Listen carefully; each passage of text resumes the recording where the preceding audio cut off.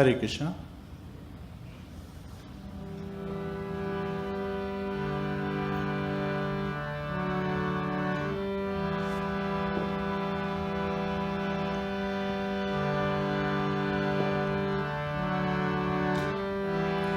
Jai Radha Madhav Kunj Bihari,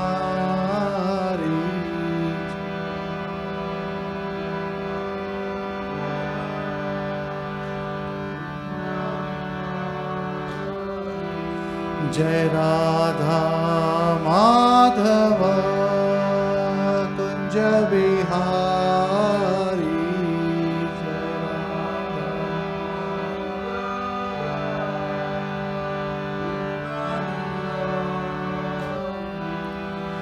Gopi Jan Vallabh Girivardhari,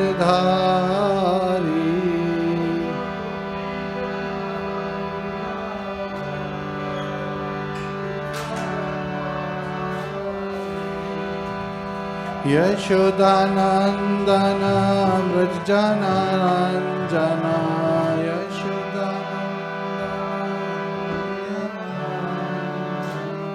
Yamuna Tirah वनचारी,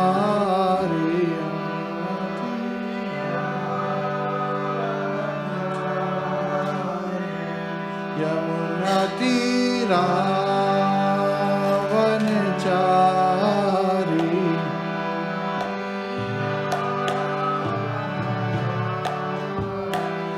Jai Radha Madhav Kunj Bihari,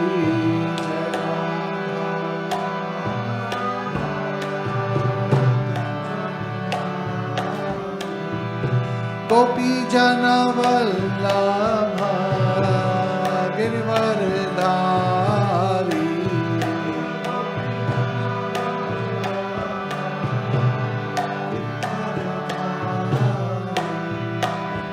Yashodanandan Vraj Janaranjan,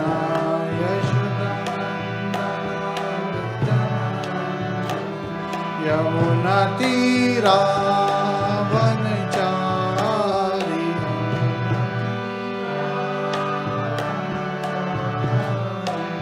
Jai Radha Madhav Kunj Bihari,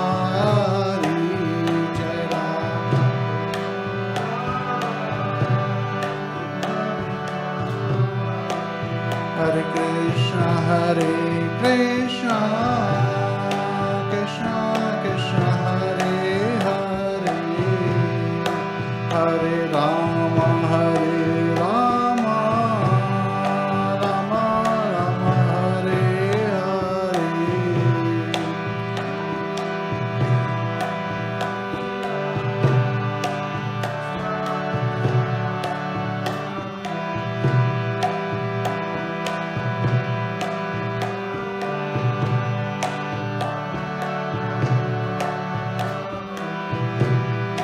Hare Krishna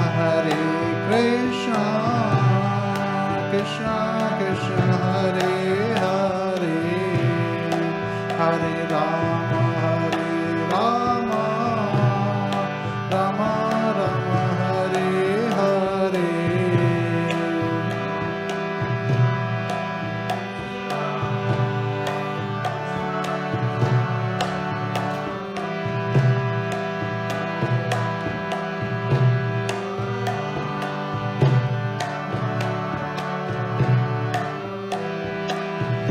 Hare Krishna Krishna Krishna Hare Hare, Hare Ram Ram Ram Hare Hare,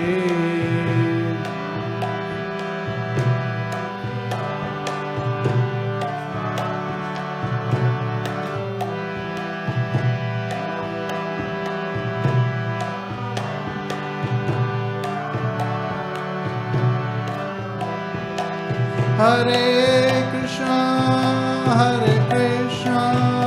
Krishna Krishna Hare Hare, Hare Rama, Hare Rama, Rama Rama, Hare Hare, Hare Krishna, Krishna Krishna, Hare Hare, Hare Rama, Hare Rama,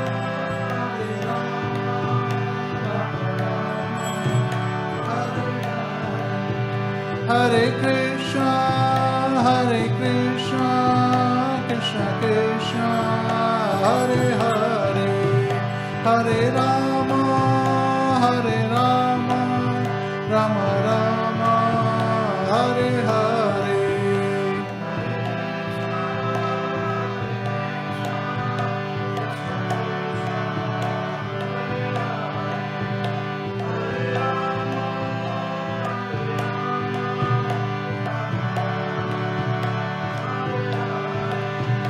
Hare Krishna, Hare Krishna, Krishna Krishna, Hare Hare, Hare Rama, Hare Rama, Rama Rama, Hare Hare.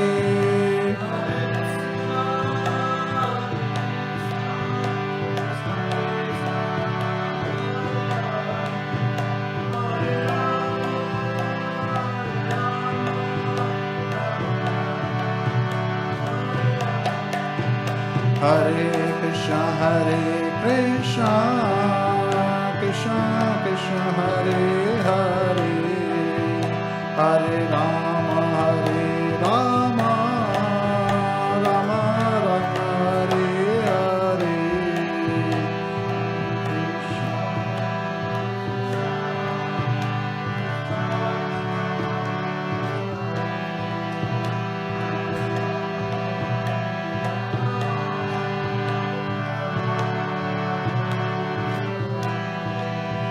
Hare Krishna, Hare Krishna, Krishna Krishna, Hare Hare, Hare Rama, Hare Rama, Rama Rama, Hare Hare.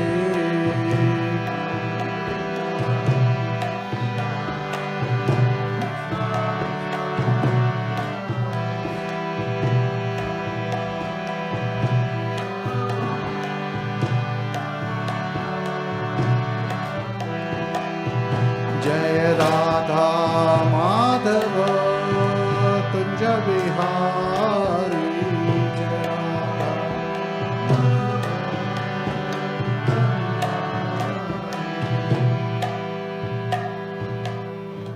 Nitai Gaur Premanande, Hari Hari Bol. Granthra Śrīmad-Bhāgavatam ki Jai, Srila Prabhupada ki Jai, Anant Kori Vaishnava ki Jai. All glories to some devotees, all glories to some devotees, all glories to some devotees. Hare Krishna. Om Namo Bhagavate Vasudevaya. Om Namo Bhagavate Vasudevaya. Om Namo Bhagavate Vasudevaya. Narayanam Namaskritya Naram Chaiva Narottamam Devim Saraswatim Vyasam Tato Jayam Mudiryet Shavtam Swakatha Krishna Punya Shamana Kirtanaha Hridayantasto Bhadrani Vidunoti Suhasatam Nashtaprayasha Bhadreshu Nityam Bhagavata Sevaya Bhagavate Uttam Shloke Bhaktir Bhavati Nashtiki. Hare Krishna. Happy New Year. So today we'll be covering Śrīmad-Bhāgavatam, 6th canto, chapter 10, the battle between the demigods and Vṛtrāsura. So we'll be covering the very first verse, as is customary for this one. Śrīmad-Bhāgavatam, 6th canto, chapter 10, verse 1. Shri-Bhadrayane-ruvacha Indram-evam samadishya Bhagwan Vishva-bhavanaha Pashyatamanimeshanam Tatrevantara-dhade Hari Tatrevantara-dhade Hari Shri-Bhadrayane-ruvacha Indram-evam samadishya Bhagwan Vishva-bhavanaha Pashyatamanimeshanam Tatrevantara-dhade Hari. Anyone else want to read? Shri-Bhadrayane-ruvacha Indram-eva samadishya Bhagwan Vishva-bhavanaha Pashyatamanimeshanam Tatrevantara-dhade Hari. Shri-Bhadrayane-ruvacha. Shri Shukdev Goswami said, Indra, the heavenly king, evam, thus, samadishya, after instructing Bhagavan, the Supreme Personality of Godhead, Vishva-bhavanaha, the original cause of all cosmic manifestations, Pashyatam animeshanam, while the demigods were looking on. Tatra, then and there, eva, indeed, antardadhe, disappeared, Harihi, the Lord. Translation by His Divine Grace, S.C. Bhaktivedanta Swami, Srila Prabhupada. Shri Shukdev Goswami said, after instructing Indra in this way, the Supreme Personality of Godhead, Hari, the cause of the cosmic manifestation, then and there disappeared from the presence of the onlooking demigods. Hare Krishna. Om Jnana Timirandasya Jnananjana Shalakaya Chakshurunmilitam Yena Tasmai Shri Guruve Namaha. Mukham karoti vachalam pangum langhayate girim yat kripatadaham vande Shri Gurum Dinataranam. Hare Krishna, Krishna Krishna, Hare Hare, Hare Rama, Rama Rama, Hare Hare. Hare Krishna. So the previous chapter 6th canto, chapter 9 was, the title was Appearance of the Demon Vṛtrāsura. And prior to that we also heard the glories of, in the chapter 8, the Narayan Kavach sheet. So this is continuing from that, and there are 6 main incidents, and we have about 7 lessons of, actually 11 lessons I was able to collect. There are many more lessons, but I'm able to, and we will summarize the lessons at the end. We'll look at the focus on the 6 events that happen, and I'll be covering the lessons along with those. Hare Krishna. So here, in the previous chapter, the demon Vṛtrāsura appeared, and the cause of his appearance was that sage Tashta was very upset with Indra having killed his son Vishwarup. And Vishwarup had actually given Narayan Kavach. The glories of Narayan Kavach was in the previous chapter, chapter 8, to Indra. And that Narayan Kavach Vishwarup had received from his father Twashta, who had received from Dadichi. And we also covered the story of sage Kaushik, who had given his body in the desert, and when the Gandharva king, king of the Gandharva Lok, he was traveling, Chitraketu, and his plane was just above the bones of this sage who had given his body, in the desert. His plane was made to fall head first, and he was surprised. And Kavalikya's sages had advised at that time that this happened because of the power of Narayan Kavach in the bones of that sage. And Chitraketu had to, properly dispose of those, in the proper ritualistic manner in the nearby river. And then, after taking bath, he was able to go back to his planet. So, the glories of Narayan Kavach continues, even in this chapter. So, Lord has revealed to Indra that to be able to kill Vṛtrāsura, he would have to approach Dadichi.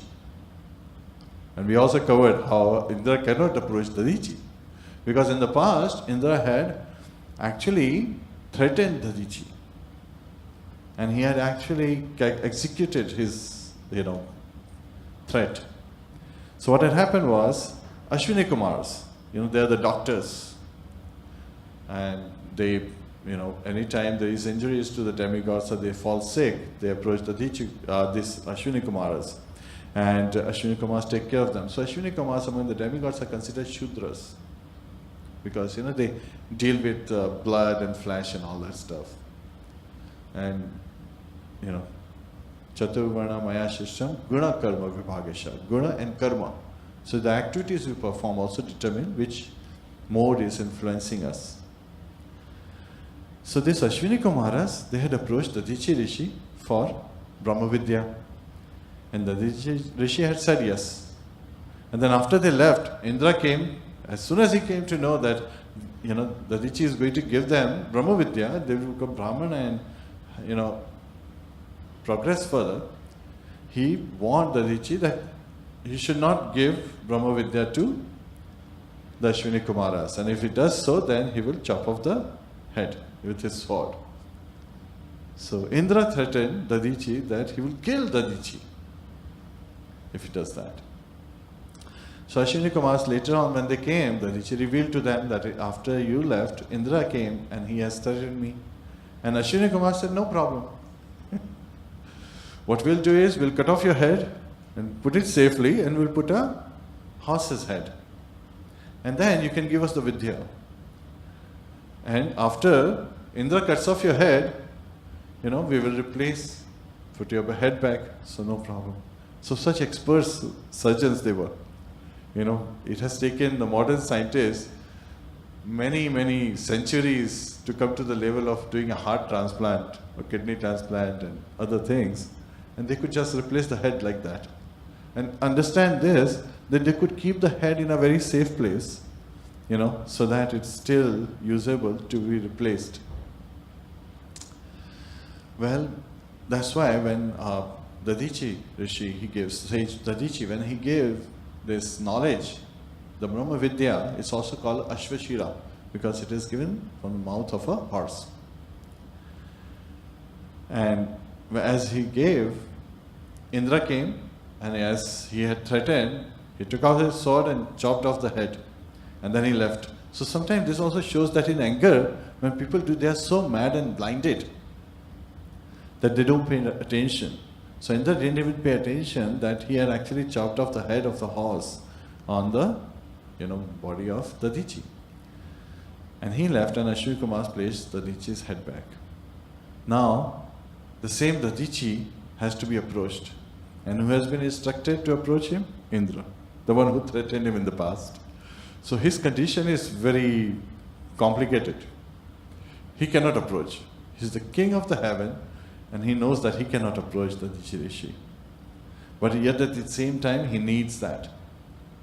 And who he did not want Brahma Vidya to be given? Ashwini Kumaras. So here Indra is humbled. The king of the heaven is humbled. He approaches first the Ashwini Kumaras and requests them.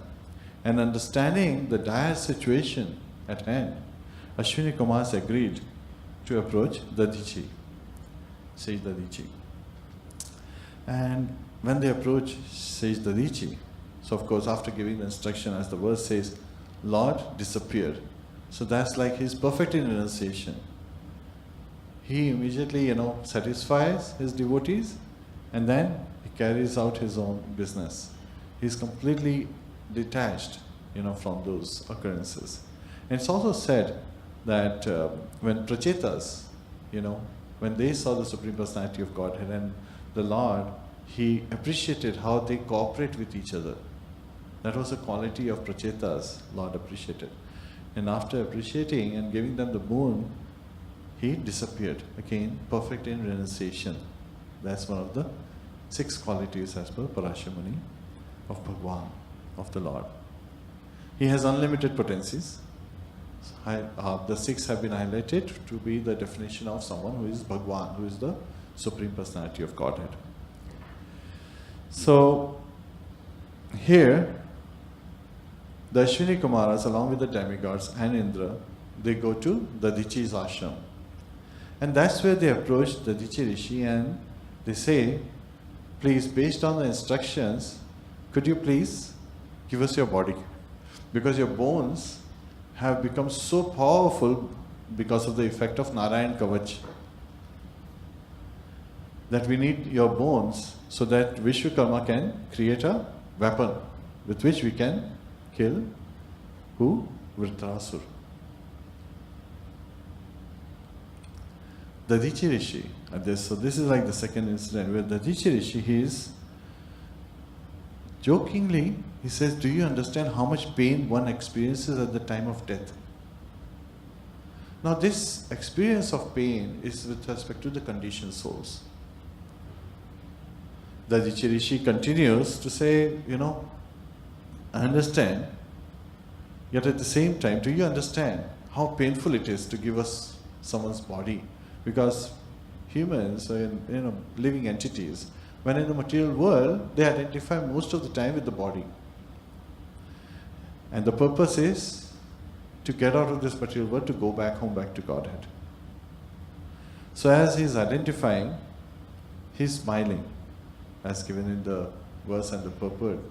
Srila Prabhupada reveals that he's actually smiling as he's saying that. And at that time, Ashwini Kumaras, they reveal the religious principles that, yes, we understand, and it is very hard for us to approach you. A beggar should not ask from someone who is in a difficult situation. That's one of the religious principles. However, one who is capable should not refuse the beggar. That's also a religious principle. So hearing this, Dadichi, he smiles and he says, yes, I wanted to hear about this religious principle from you. Sometimes the teacher tests you. After having given you the knowledge, he wants to know, did you understand the knowledge? And he puts it in a very realized manner. So Dadichi is testing his students here with that realized knowledge. Have they realized the knowledge that he had imparted to them before? And he's very happy at this moment. Now the third incident that happens is Dadichi Rishi, the sage Dadichi, he goes into meditation. And he meditates, with his mind, body and complete attention at the lotus feet of the Supreme Personality of Godhead. And with this meditation, he gives up his body. Now it's revealed that when he gives up his body, he doesn't even feel the effect of death. Can you think of some of the examples in Śrīmad-Bhāgavatam? Such an experience have been revealed. Has been revealed. Okay, when sage Narada, when he was the son of the maidservant, right? And his mother had died and he was wandering, and then he had, started meditating on the Supreme Lord. Lord appeared in the lotus of his heart, blessed him, and then revealed to him that he will not be able to see, but continue his devotion service. At the time of the last moment of his life, the moment of death, there was an effect of thundering and lightning simultaneously. And who's faster? Thundering or lightning? Thunder? No, it's sound. Yeah, lightning. So lightning is faster. So he immediately, as if, lightning happens. So immediately got the spiritual body. Thundering is, which is like the, death is happening and the pain and everything follows. That has already happened afterwards. So he didn't even come to know of any pain at that moment of death. And also we covered earlier that Jai Vijay, when they decided to say 3 births as demons versus 7 births as devotees, one of the criteria, they had different reasons. One of the reasons was that at the time of death, the pain is unbearable. So it's very important for us. Again, here, the Rishi is revealing that at the time of death, yet at the same time, since he is meditating at the lotus feet of the Lord, and he gives up his body, what is his destination? Antikale cha mameva smaran muktva kalevram yaha prati samadbhavam yati nastatra samshaya. So at the last moment of death, Lord Krishna reveals to Arjuna in Bhagavad Gita, chapter 8, verse 5, that whoever meditates on me alone comes back to me, and of this there is no doubt, samshaya. So here, the Rishi, his destination is gone back home, back to Godhead. And he reveals, in his instructions earlier as well, that body should be used, for the right purpose. And Srila Prabhupada in the purport reveals that he is showing us the qualities of Vaishnavas, a true Vaishnava, who is dedicating himself, giving up even his body, not just his life, once again, in the service of humanity, in the service of, the demigods in this case. It's for a better purpose. And when he's getting the destination, how do you get to the destination? It's also being revealed in this verse. It's a glorious death. It's rare. Once again, Lord Krishna reveals. And to be able to get to such a glorious, departure from this material world, to be able to go back home, back to Godhead, Srila Prabhupada gave us the perfect mantra, the Maha Mantra, right?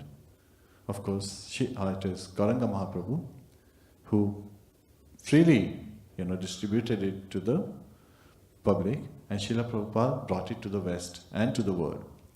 And it's simply, the Maha Mantra is Hare Krishna, Krishna Krishna, Hare Hare, Hare Ram, Ram Ram, Hare Hare, Hare Krishna. So here the Rishi, having given up his body, immediately Vishwakarma, takes charge of the bones, and he builds what? Vajra, the thunderbolt. And if you look at other scriptures or other traditions, they have a similar concept of Zeus holding the thunderbolt. He's the god of the clouds, and he causes rains and so forth. Indra, in Iranian religion also, the god who controls the rains and the clouds and lightning is named as Indra, same as Indra. So there's a lot of cross-tradition, same stories, they exist. So it's very nicely described that when Indra received this, so the fourth step is, Indra receives this thunderbolt made by Vishwakarma, and he charges Vṛtrāsura. Now this is where the effect of words come in. So there are two important things happening. When Tvashta recited the mantra for Vṛtrāsura to appear, he recited that mantra slowly. That changed the meaning of the mantra. It changed the meaning that, an enemy of Indra to be born, from that to, personality whose enemy is Indra. Because he said the word slowly.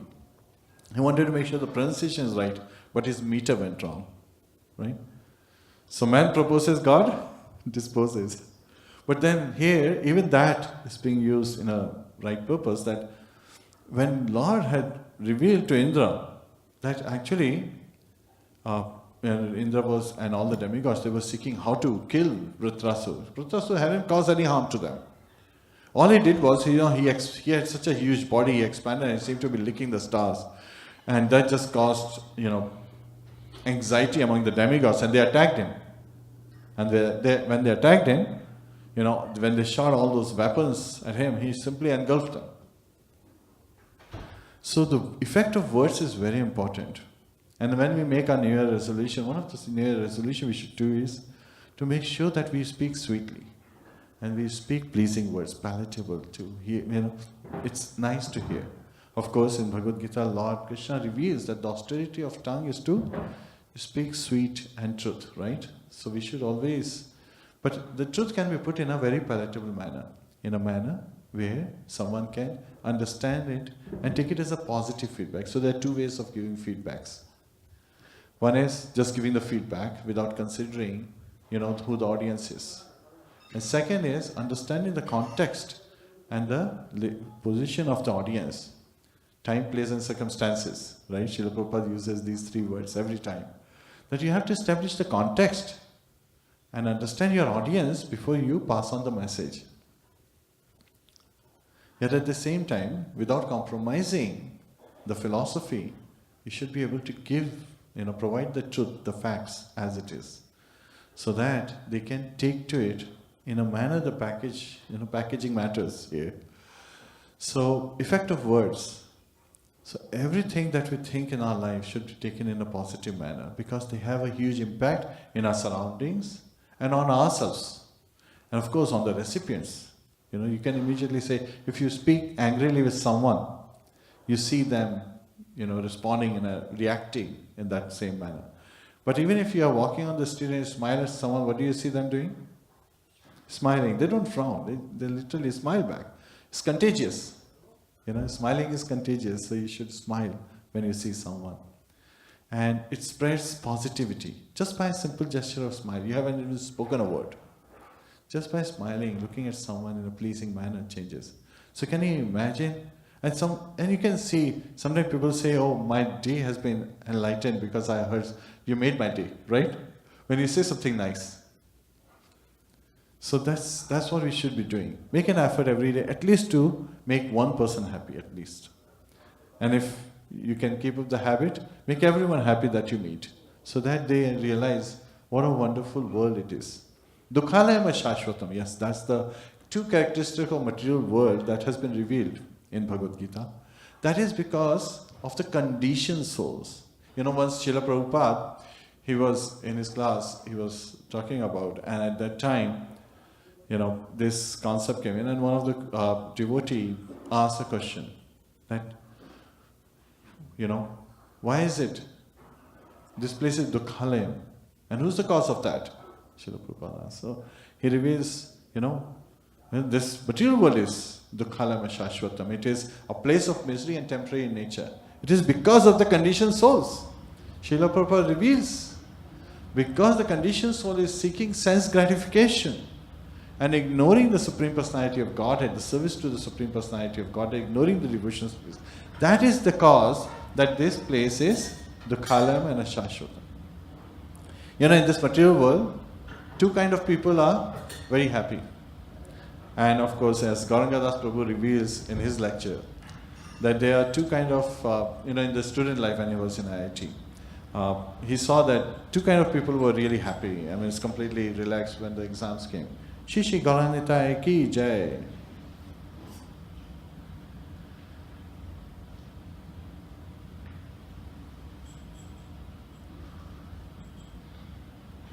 Shishi Radha Madan Mohan ki jai. Shishi Sitaram Lakshman Hanuman ki jai. Srila Prabhupada ki Janant Kauri Vaishnavind ki jai. So what are the two category of people who are students who are very happy, when they are completely relaxed? First category is the one who have made, they're scholars. They have made perfect preparation, they are very confident, they are going to excel, completely carefree. And then the second category is, they have not studied throughout the year, they are sure to fail. They're completely relaxed, they know what the result is going to be. Who's in anxiety?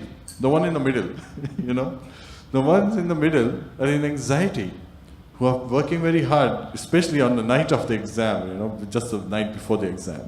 So similarly is our situation as humans. The ones who are highly elevated, constantly 24/7 meditating on the Supreme Personality of Godhead. Sometimes this 24/7 confuses me. Some of the American terms. Because once it's 24 hours, it doesn't matter whether there's 7 days in the week or not. There's 24 hours every day. And then they make it more complex by 365. 24/7 by 365. I'm like, what's going on here? People are not thinking what they're saying. But then anyway, continuing forward, it's very important for us to understand that we have to take to devotion service. And then everything is wonderful. The life is sublime. Chant and be happy. That's the, phrase that goes around Mahamantra. And Mahamantra is simply asking for service. Just by raising our hand, we should just chant, Hare Krishna, Krishna Krishna, Hare Hare, Hare Ram, Ram Ram, Hare Hare. And then our life will be perfect. Just by practicing. So Srila Prabhupada, he also reveals in his various quotes, one of the quotes we were reading yesterday and I'm paraphrasing it, is that, a child when he tries to walk, he falls down. Does that mean that the child should stop walking or making the effort? No. The effort should continue. Similarly, when we chant, yes, our mind wanders and we should try to pull it back and make it understand that we have to focus on chanting. And so just by a child continuously tries to walk, he becomes perfect in walking. Similarly, we, by practicing chanting, would become perfect Krishna conscious. So he very nicely reveals this beautiful message. So in this new year that has started, we should take resolutions like this, wonderful resolutions, that we should speak sweetly, we should take to more chanting, we should take to more, devotional service in different forms. And sometimes, and this is where many of the great personalities have revealed, you can preach without speaking a single word, just by showing by your actions, right? People see, Jiva Prabhu, he was one of Srila Prabhupada's disciples, and his picture is normally carried, during the Rath Yatras, on the chariot in the front. One of the great quality was his impressing others and causing them to take to Krishna consciousness automatically. He was a taxi driver, and sometimes he would be repairing his car, and he would just, as someone is passing by, he's like, "Can you pass me such and such tool?" And the person would just very nicely pass in the tool, unknowingly engaging him, a gas sukriti, giving them opportunity for people to serve. And he was so smiling and completely in bliss. He would be changing the trash cans, and just by seeing him changing the trash cans outside the temple building, people would get attracted. And so when someone who is acting at such a menial service is so blissful, can you imagine what's going on inside the temple? Right? So that's the attitude of a devotee, of a Vaishnava, that just by their touch or just by someone seeing them, they get influenced. When Srila Prabhupada, he used to travel, his disciples revealed that he used to carry Vaikuntha with him. Because people just by looking at him could understand that this is a great personality who's traveling. So our actions matter. And to be able to act in such manner, the words matter. What we speak, what we practice. And they have a huge influence. Scientists have revealed, of course, now it's been 2 decades, more than 2 decades, that how we, what we do in our life, how it matters, and how our words affect, how our thoughts affect us and the surrounding. So it is very important for us to pay attention as to what we eat. We should eat consciously. I know, now that I'm talking about eating, and there is prasadam waiting, you may be feeling hungry, right? Prasad means mercy, by the way. And it is very interesting that when we eat, we say prasad, because it's blessed, right? It's blessed by the Lord. It has first been offered to the Lord, then to the Guru Parampara, and then we take it as prasad, as mercy of the Lord. So what has happened? Various mantras have been chanted, and of course, Angani Yasya Sakalendriya Vittimanti. So Lord can perform all, other activities of the senses to any of his senses. So he can even taste and eat with his ears. So when the mantras have been chanted to the deities, they can very well accept that prasadam through his ears, so through the ears. And that's Srila Prabhupada reveals this in his writing. And so we should, understand how potent this food is. With such care and devotion it has been prepared. It's already, filled with so much positivity. With such love and devotion it has been offered to the Lord. And then the Lord accepts it. Patram pushpam phalam toyam yo me bhakta prayachati tadam bhakto pratam ashnami prayatatmana. So Lord says that even if one offers me a leaf, a fruit, a flower, or water to talk about anything, like water, I would accept it if it's offered with love and devotion. So with love and devotion, so those are the, love and devotion has been stressed twice in this verse. So when it has been offered, Lord accepts. And these are the only things Lord accepts again. You cannot offer wine or other, intoxicating things, or, non-veg and other things. So you understand, he gives you a very clear instruction. So sometimes when people say, oh, what's wrong with eating non-veg? You vegetarians also hurt plants. They have lives, right? We realize plants, trees, they have life. So what's the difference? Well, we are not vegetarians. We are Krishnatarians, right? We first offer to the Lord and then we accept it. And Lord himself has said that this is how you offer and what you offer. And sarvadhamma paritteja mamekam sharanam vraja aham tvam sarva papebhyo mokshishashmi bhashucha. In his final instruction in Bhagavad Gita, Lord Krishna reveals that give up all varieties of religion, just surrender unto me. And I will, take care of all your sins, all the reactions of the sins that you have performed. Do not fear. Do not have any doubt, do not fear. He's giving us that complete assurance, he's making that promise. So when we obey the words of the Lord in context, okay, it's very important that when we obey it in context, then we have nothing to fear. Sometimes people get stuck about what has been said, then why it has been said. And this comes back, and the way this is a very important thing, because we are, it's a new year, we should make good resolutions, so I'm stressing on this topic. It's like, why is very important. In Bauddha Dharma, non-violence has been propagated. Lord Buddha, he said, forgo of Vedas, I do not accept Vedas, because what was happening at that time was people were, in the name of Vedas, they were slaughtering animals left and right. And this was causing havoc on humanity as well as on the, animal kingdom. So Lord Buddha, he appeared with this mission that, I give away Vedas. And then the concept became, at that time as propagated, that there is no God. Shunya. Everything is Shunya. And that became the mantra. And he's saying this because the people were fifth class, fourth class, fifth class at that time. And why it was said, Lord Buddha, why did he say that? Because he wanted to say that at least they would give up eating this non-veg, they would come to the right consciousness, and then they will understand. And when he is saying he's no God, he is God himself. But he is saying that so that people at least come to that level of understanding that this is abominable, killing animals in the name of sacrifice.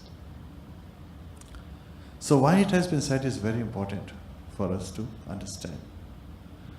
So, and the effect of words, and the effect of, what we eat matters, because our thoughts and our words, influence and create our surroundings, and it creates what we are. So it has a major impact. And here, Thushta, just having, deviated from the meter, he has an effect that Indra, he has picked up this thunderbolt and he is attacking with all the demigods and their armies. Who? Vṛtrāsura and the demons. And in the verse 15, amazingly it is revealed that he's approaching, he's attacking with that energy as Rudra had approached to kill Antaka, Yamraj. Now that's surprising. Now you might be wondering, wait a minute, Lord Shiva is a Mahajana, right? Vaishnavanam Yatha Shambhu. Of course, all the Vaishnavas, Lord Shiva is the topmost Vaishnava. And one of the 12 Mahajanas is Yamraj, which he himself revealed in the 3rd chapter of this Canto 6. And Lord Shiva is attacking Yamraj and actually kills him. Did you know about this? Okay. So it's a very wonderful story where Mrikanda Rishi and his wife Bharutmati, they did not have any son and they wanted a son. And they were devotees of Lord Shiva. So they worshipped Lord Shiva, and Lord Shiva became pleased, so he appeared. And at that time, Sage Mrikandu, he asked that, we would like to have a son, please bless us with a son. So Lord Shiva gave him a choice. It's very interesting that sometimes such events happen for a purpose. He said, you can either have a son who is Alpayu, who is short-lived, like 16 years only, but he will be a very good son, a very virtuous son. Or you can have a very disobedient, non-virtuous, wicked son who would have a long life. Which one do you want? Sage Mrikandu, he immediately responded, we would like to have a son who has short life, a good and virtuous son. Myself and my wife will be very happy to have such a son. So this also reveals a teaching that it doesn't matter the life of our kids if we have the right kids. It is said that it's better to have an intelligent enemy than having a foolish friend. Right? So here, Sage Mrikandu is blessed with a son. And then he and his wife. And the son's name is Markandeya. And the glories of Markandeya continue in the 12th canto. Chapter 8 through 10. We hear about Markandeya Rishi. So here, Markandeya is very good son. He's very obedient. He is very respectful to his father, very virtuous. And as Markandeya is growing up, on the 15th birthday of Markandeya, and I'm referring him as Markandeya, Sage Markandeya, his parents become sad because they know that just one more year is remaining and then he would die. So he notices, right? Kids, they observe their parents. Very interesting. Sometimes it's very interesting that kids, even though you may think that they are on iPhones and all that stuff, they are paying attention to what you're saying. And they say, oh, I remember you doing this. And we're like, wow, they're paying attention. When you are engaged in devotional service, you're thinking, playing bhajan and all. What are they even paying attention? The kids are very observant. So Markandeya approached his father, Sage Mrikandu, and he said, okay, Father, I've been observing that you are very sad and mom is very sad. So what is going on? Mother is, not that jubilant anymore and you are constantly in that thought. So at that time, Sage reveals to him that we know that, based on the blessing that we got, you have short life. And at that time, hearing this, what would happen to a 15-year-old child? Can you imagine? He has just one more year to live. So he very patiently, Markandeya, he says, what should I do? So at that time, his father reveals to him that you should, worship Lord Shiva. Because he's the one who said to Alpayu, he can award you. So at that time, he gives his son, blesses him with, which mantra? Mrityunjaya mantra. And then, Markandeya, he goes and he builds, at the riverbank, a shivling, and he's worshipping Lord Shiva and chanting Mrityunjaya mantra.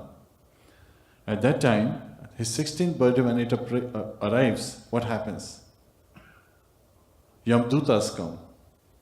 Yamdutas with their robes and the, animals and their pets and so forth. And they're ferocious looking, right? When they come, they see Markandeya, this 16-year-old boy, is sitting and worshipping Lord Shiva, the shivling. They are, remember, Ajamil's pastime, right? chapter 3 in 6th canto. It has already been revealed to them by Yamaraj that Lord Shiva is one of the, he's the topmost Vaishnava, he's one of the Mahajanas. So they're saying, oh, this is a devotee of Lord Shiva. We could be in trouble, just like in the case of Ajamil. So they go back, they tell Yamaraj, you take care of this situation. Yamaraj says, oh, he's just a child who's worshipping. You should just be able to get him. So this time, Yamaraj goes, on his bull. And when he goes over there, and the rope, when you create a circle, it's called noose. He throws the noose to get Markandeya, because that's how to pull out the soul from the body. However, the noose, Markandeya immediately is seeing Yamaraj, embraces Shivling. And when the noose falls, it falls around Shivling as well. And Lord Shiva immediately appears from Shivling, rushes towards Yamaraj, kicks him on the chest. Yamaraj is flat on the ground and picks up his Trishul and kills him on the spot. Now, when this happens, right, all the demigods and even Lord Brahma, they come. They're like, what have you done? In the absence of Yamaraj, who will make decisions for pious and impious activities one has performed in their lives?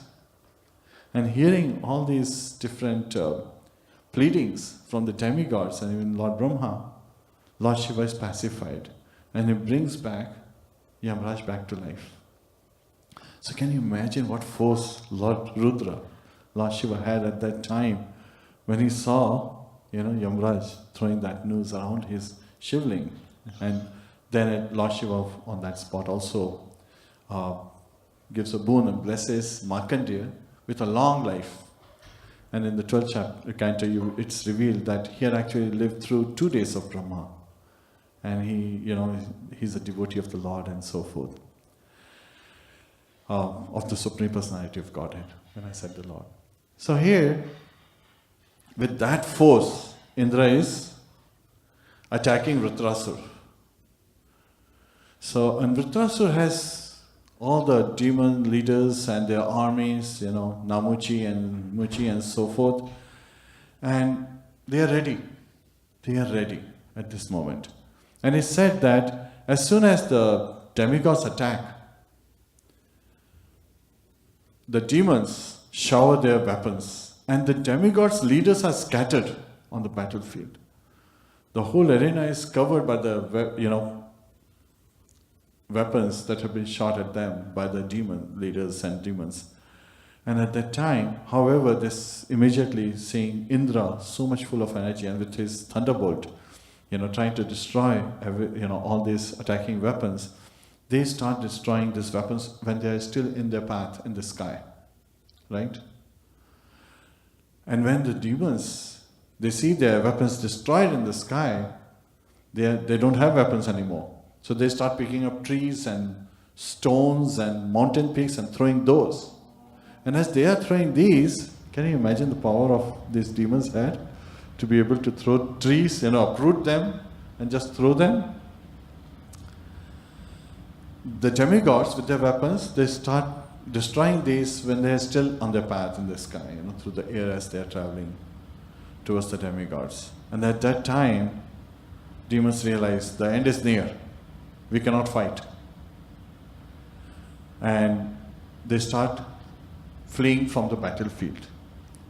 And an astonishing thing happens. Astonishing thing happens that Vṛtrāsura, he is still on the battlefield. And he's calling out to the leaders of the demons, of the demon armies. He's calling them, Muchi, Namuchi, please come back. It is glorious to meet death on the battlefield. It is rare. Lord Krishna reveals in Bhagavad Gita to Arjuna that even if you die on the battlefield, which is a very rare opportunity, then you will get, higher planetary systems. You will get birth in the higher planetary system, heavenly planets, where you will have better facilities and better opulence. And if you win, then you are of course going to enjoy, the great opulence and in this world itself. So both, it's a win-win situation. However, the demons are fleeing. That's like they immediately lost their glory, they lost their pride and everything. So for a warrior, fleeing from the battlefield or giving up, the challenge from the opposing party is even worse than death. Lord Krishna reveals to Arjuna. And there are two types of deaths being revealed. First is, one, by meditating on the lotus feet of the Supreme Personality of Godhead, you can go back home, back to Godhead. And that is very rare. And we saw how sage Dadichi was able to achieve that. And there's the second one here, is revealed by Vṛtrāsura, is the death on the battlefield. Because it's a win-win situation for both the parties. Even if you die on the battlefield, you get higher birth. And you have, better opulences to experience. Now it's very interesting that somebody can say, previously when Vṛtrāsura had appeared and all the demigods had attacked him with their weapons, and he simply engulfed them, they also flee. Right? They also flee. Because to them, they were in that highly planetary system. What better can they have? So that was their thinking. However, there is a higher destination that's revealed in the next chapter. So you'll have to wait for the next chapter. That how, even on the battlefield, someone can achieve a higher platform than that. And this is very surprising to the demigods and especially to King Indra. Sometimes people reveal, and in the next chapter we will see, that on the battlefield who seems victorious has actually lost. And who has actually lost is actually victorious on this battlefield. What happens in this chapter? So here, the various lessons, I'll quickly go through, summarize the lessons. The first one is, describes the two type of people, right? When one is capable of giving charity, they should give charity. And when one is begging for charity or begging for something, they should not beg from a person who is in a difficult situation. Then the second lesson was giving up life for a higher cause. It is glorious, as Sage Dadichi did. Third is the nature of Vaishnava. Vaishnava becomes unhappy seeing others unhappy, and they become happy seeing others happy. So par dukkha dukhi, they feel unhappy, they become unhappy when seeing others in distress. Fourth lesson is, when people say don't trees and plants have lives, we are not vegetarians, we are Krishnatarians. We first offer it to the Lord as per His instructions and as being imparted, based on the instructions of the Acharyas in the Parampara system, the disciplic succession.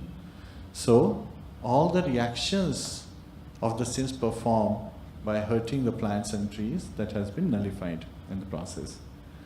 Fifth is, par dukkha dukhi again, a Vaishnava sees all the living entities as part and parcels of the Lord. And sixth lesson is why humanitarians and philanthropists are ineffective in their endeavor. Because they don't know the ultimate goal of life, which is to engage in the devotional service of the Supreme Personality of Godhead.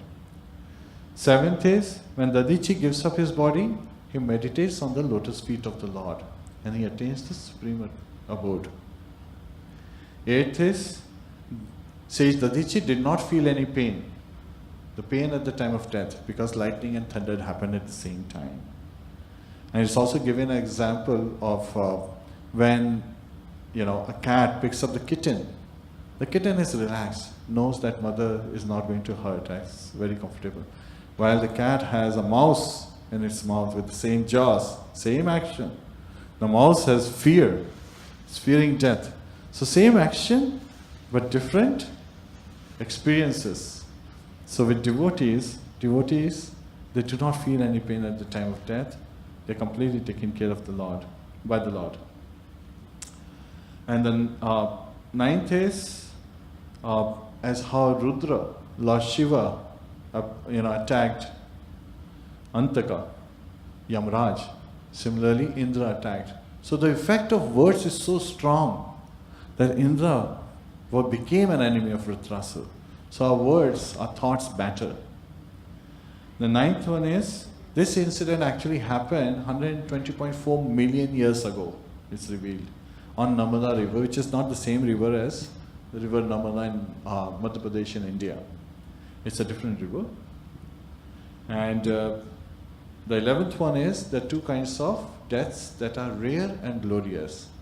First is, when you are engaged in devotional service of the Lord and the last moment of life, you are meditating on the lotus feet of the Lord and gives up your body, or when you are fighting on the battlefield. Another example is given us of King Shalya.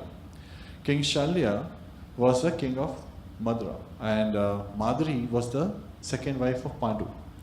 So when at the time of Kurukshetra, King Shalya was coming to fight from the side of Pandavas, he was getting great receptions at different spots, resting places for his army.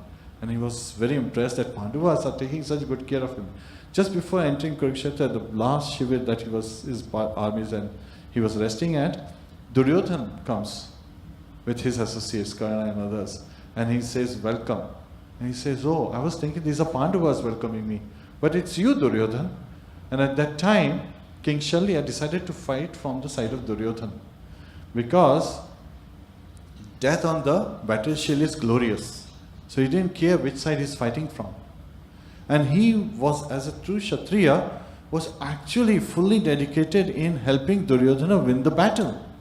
He even accepted the position of a charioteer of Karna. And he even advised Karna and Duryodhana as how to win the battle. So that he's showing us the Kshatriya spirit as well. Because it's a rare opportunity, he's realizing it based on the religious principles. So those are the 11 lessons we covered today. Any questions or comments? And again, when we are approaching, to be able to get such glorious endings in this material world, we have to engage in devotional service, because we want to really get out of this material world, go back home, back to Godhead. And one of the simple processes, just by raising our hand and chanting, Hare Krishna, Krishna Krishna, Hare Hare, Hare Ram, Ram Ram, Hare Hare, Hare Krishna. Any questions or comments? Yes, Prabhu. All the scriptures and all the scriptures and that we have. Yes, that we have. All the pastimes are around India. All the pastimes are around India. Why it is so? When we say Prithvi Maharaj was the king of the whole world, but then all the activities, and similarly all other activities, God appeared in his life, all of them are. Shri Shri Gauranitai ki Jai. Why the pastor is not talking about India? And which is one of the reasons why it is not about Krishna. Excellent question. So why are all the activities happening around India? All these activities.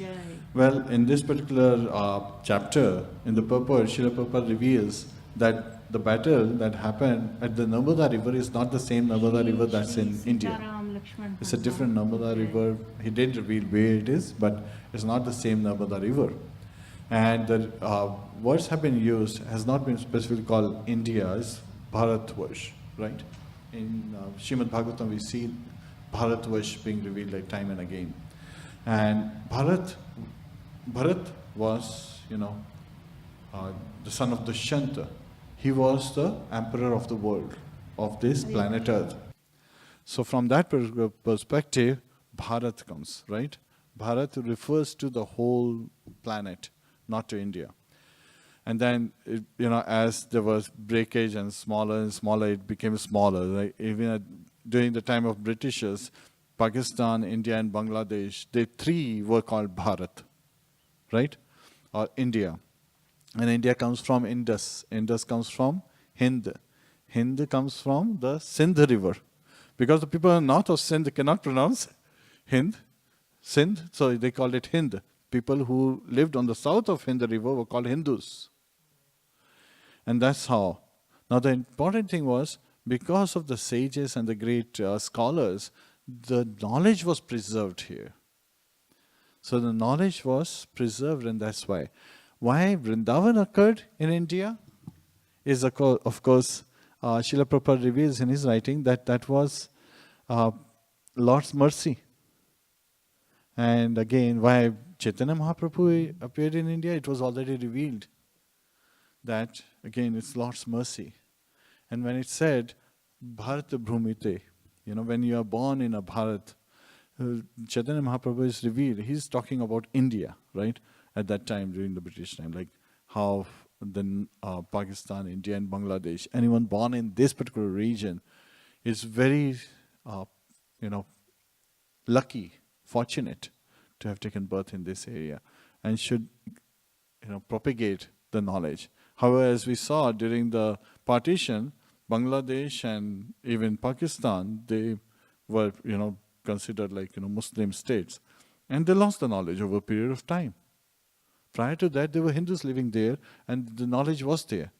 Now, as migration happened, they lost that knowledge. Now, with, ISKCON's efforts, a lot of preaching is going on even in those areas.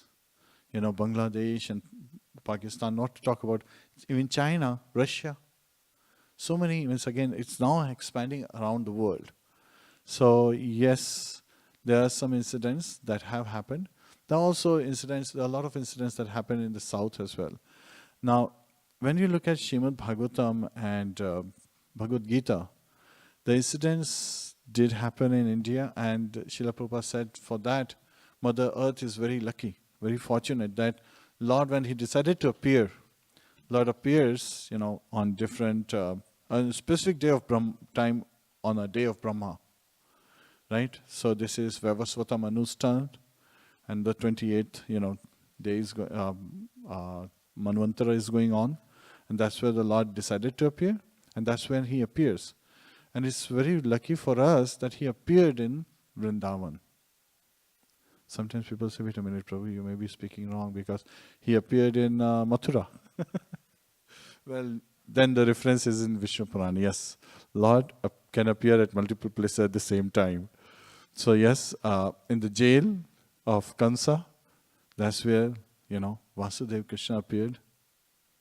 And when Vasudeva, his father, brought Vasudeva Krishna, the baby, Yashoda had actually given birth to a baby girl and a boy. He couldn't see, the boy was invisible to him. And when he laid down Vasudeva Krishna, this boy was Krishna. On Krishna, they merged. And then he's like, oh, all of a sudden from 4-arm form turned into 2-arm form. Because previously Vasudeva was worried that the child has 4 arms. Kansa will immediately recognize that this is Lord Vishnu. But then as soon as they merged, and it was completely not visible to, it's again revealed in the scriptures, but not visible to the eyes of Vasudeva. So Lord, even from his devotees, he sometimes hides things like this. And he picked up the girl and went home, right? Went back to the jail, where Kamsa realized that this is Yogamaya, and she warns him that the child has already taken birth. So yes, so simultaneously Lord has appeared 2 places. Right? And Madhurya Ras at, Gokula, to be specific, and in Aishwarya Ras as Vasudeva Krishna. And ones who know Vishnu Tattvas do not differentiate between different Vishnu Tattvas also. So that's also given. It's very interesting that you talk about it. Radhanath Maharaj, he was having, he was doing a satsang program, and there were some folks from Thailand, they were there. And one of the ladies, she said, but, our Sita, Ram gave her vanvas again. He deserted her. He asked the Lakshman to leave her in a forest. What kind of husband was he? And they were upset, like, Sita. So even Radhanath Maharaj was a bit confused. What's going on? Then he realized that they believed that Sita was from Thailand and was married to, I know, from our perspective, we think that it's in the Bihar, Ayodhya was in the Bihar region, and further in the Orissa and north of that was where Sita Mata was, right? Vedeha. That's the place. But then Thailand believes the Videha was in their area. So it becomes very confusing. What's what? But then we should focus on why more than what. That's what I realized. Otherwise we'll become too much, hardened that this actually happened. Kekai was from Russia. Kekaya means peacocks. There are a lot of peacocks. That particular aspect Srila Prabhupada revealed in his writing, that Kekai was from Russia. Kekaya means the place where there are a lot of peacocks. And peacocks actually came from Russia. And so they expanded. And Of course, Vrindavan, a lot of peacocks, and Lord Krishna, when he's blowing his vamshi to attract gopis, all the animals are also dancing, and the peacocks looking at Lord Krishna, and his complexion is that of a rainy cloud, right? So when a peacock looks at a rainy cloud, what does it do? Starts dancing. It's gonna rain. And so he's dancing, and at the end he leaves a couple of feathers on the ground as his offering to the Lord. Lord picks them up and puts them in his, on his head. So something that has been offered, Lord accepts so nicely. So yes, we are very lucky that most of these incidents happened, that we know of. But there are a lot of incidents that happen we don't know of. They happen in other places as well. But this is a human tendency. We like to glorify our place, right? And we like to recite those incidents. So there may be incidents happening all around the world. Like Jesus appeared in Jerusalem, right? In a, shed, cattle shed. And he was son of the Lord. So he is considered as one of our acharyas. Srila Prabhupada says we accept him as one of our acharyas. And hypocrisy is actually condemned in this particular chapter. And Srila Prabhupada very strongly said that thou shalt not kill. Jesus said that. And Jesus is Son of God. God is Christ, right? Christ there in Middle East becomes Christo, and in India becomes Krishna. So Lord's Son is saying thou shalt not kill, but they are opening so many slaughterhouses. And that's hypocrisy. So that's condemned. People say they are following Buddha, right? Lord Buddha's teachings. And they are saying, oh, he said everything is shunya. But they're not following why he said that. He said that so that they stop killing animals. But then they are eating non-veg. When we were in Thailand, when we visited Thailand, we were surprised. Literally, the people eat anything that moves. The rats and mice and everything, all kind of abominable things, they eat there. They actually have stalls on the roads, So it's very abominable, just kind of like thinking, oh my gosh, what's going on? And then they call themselves Buddhists. And that's hypocrisy. You did not follow the teachings, but you call yourself Buddhist because, hey, he says that there is no God. We are all gods. Then Shankaracharya appeared. This is none other than an expansion of Lord Shiva. He said that everything is one. Brahma Satyam Jagan Mithya. So everyone is saying, oh, so we are all Brahma. So when a pot cracks, there is, ether or Akash or sky is within the pot. So that's our living entity. And when the pot breaks, so when we die, we merge into the supreme sky, which is outside. And just like a pot has a small space, when it breaks, now the space merges with the outside space. So they are saying from that particular perspective, they forget. So Ramanujacharya, he reveals in his Vedanta Tattva Sar that they have completely misunderstood this aspect. It means that when we are living, we are engaged in devotional service, and after death, we continue to engage in our devotional service. Now it is up to the living entities to decide who they want to serve. Do they want to serve Lord Krishna or Lord Mother Maya? So again, when you serve the material energy, you are constantly seeking misery after misery. Till the point you come to take to devotional service, and that's when your life becomes blissful. Does that answer? I know it's a long-winded response, but does that address? Hare Krishna. Hari Bol. Gantra Śrīmad-Bhāgavatam ki jai, Śrīla Prabhupada ki jai, Anant Kori Vaishnava ki jai, Nitai Go Premanande, Hari Hari Bol. All glories to assembled devotees, all glories to assembled devotees, all glories to assembled devotees. Hare Krishna.